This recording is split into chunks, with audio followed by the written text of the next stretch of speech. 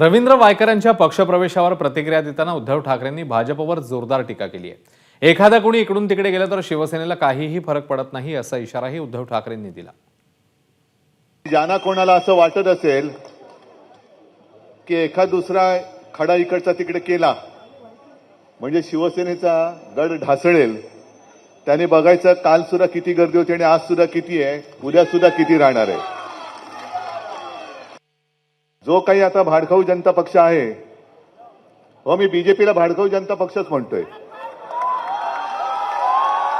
कारण यांच्यामध्ये कोणी नेता उरलेला नाही, विचार नाही, कोणी आदर्श नाही, म्हणून अशोक चव्हाणाने घेतलं।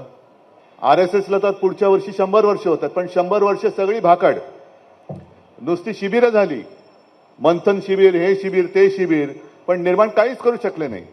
आणि म्हणून त्यासाठी त्यांना वरपासून खालपर्यंत बाहेरच्या पक्षातली लोक आयात करावी लागत आहेत।